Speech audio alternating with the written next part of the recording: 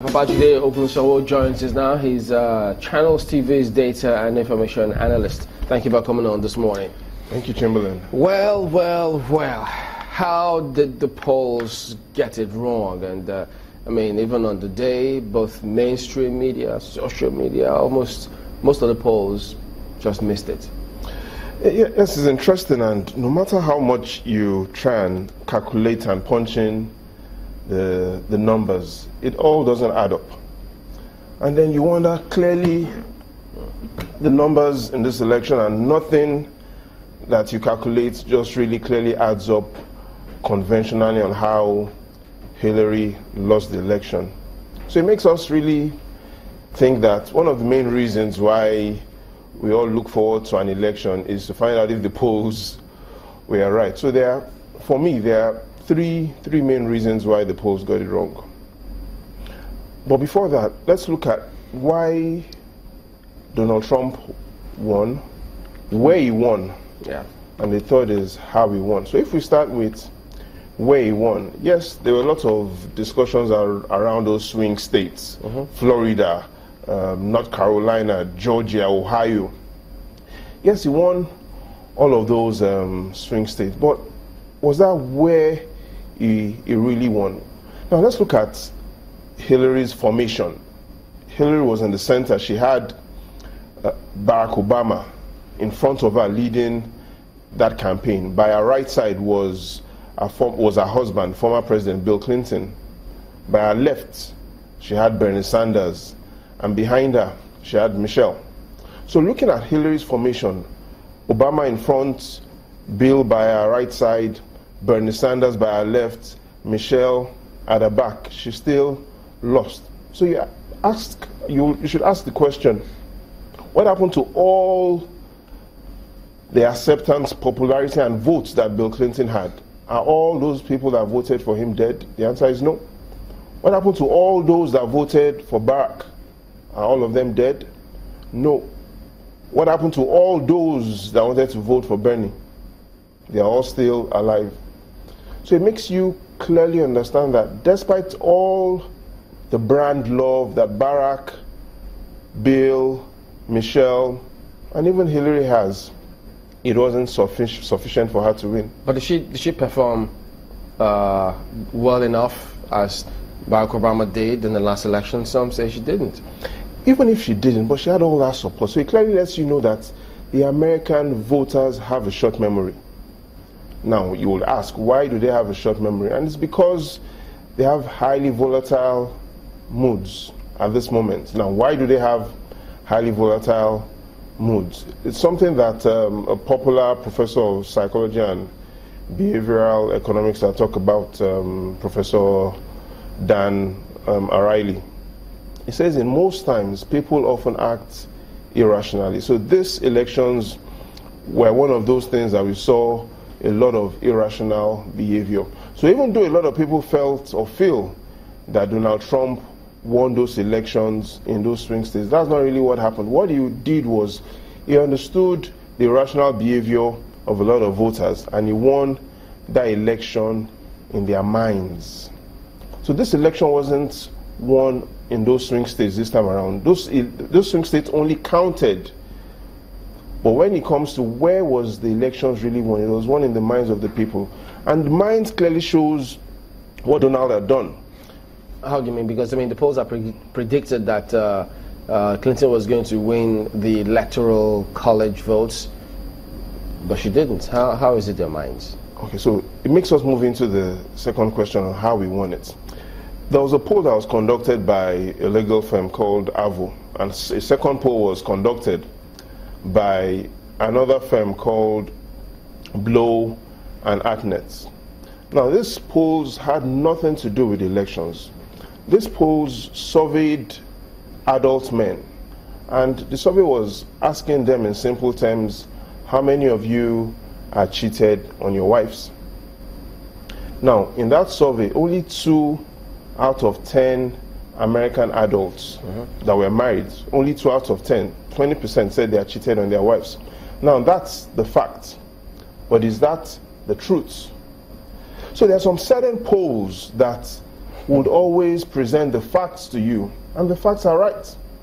Now, if that same poll is done in Nigeria to ask married men how many of them cheat on their wives, we will get facts. Perhaps we'll even get only 10% of men saying they've cheated on their wives, and that is the fact. But that isn't the truth. Interesting. Maybe I'll go to Markwe at this point and find out. Markwe? I was hoping that Jide would be able to complete his thoughts on how maybe he will. Is a fact and definitely not the truth. Are you saying that deep down in their hearts, a lot of Americans were saying one thing, meanwhile they wanted to do another? Is that what you're driving at? Exactly. And so this election shows the facts, which is the poll, is not necessarily the truth. And I'll give you a second instance. That's Popular Blue detergent that wanted to increase its sales. But the challenge was a lot of parents felt that dirt, children being dirty, was bad. That is facts. Well, here's the truth. Research shows that a lot of achievers were dirty children. They had to play in the dirt. So these opinions have clearly shown that facts are scientific, they're empirical, but just like a poll of asking men how faithful they are to their wives will present facts that perhaps show in Nigeria only 5% or 10%, but that does not necessarily mean that fact is the truth. Donald Trump clearly understood that, and he used that during the election. The third thing is, how did he then use that to win? He then moved to the third phase of clearly differentiating between what he stood for and what Hillary stood for.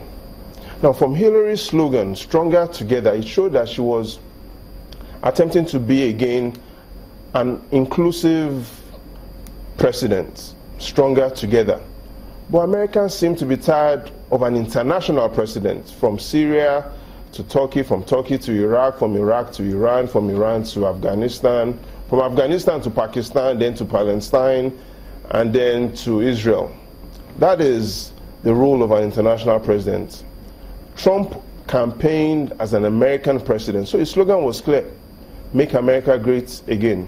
So it was a campaign between a candidate that wanted to be an American president and a second candidate that wanted to be an international president. But again, facts versus truth. What did the Americans want at this moment? They wanted an American president. And then Trump continued with his rhetorics on being anti-politics. And his Republican Party didn't like that. But I guess Trump had listened to Ronald Reagan in 1981 during his inaugural address, when he had said, "Government isn't the solution to our problems. Government is the problem." And that was the same rhetoric that Trump really went on with his movement on. So it clearly showed that there was a problem in governance, and governance wasn't going to be the solution. When Brexit happened, a lot of people were surprised. And then some of the questions that were there before this US election was that, even though it was very low, was he going to pull up a Brexit-style upset? Eventually he did. So is there something, and do you see a trend that, who knows, in many other democracies, you may see this trend? Because when this happened, both political leadership were all surprised. There's a rising national populism that is fastly growing.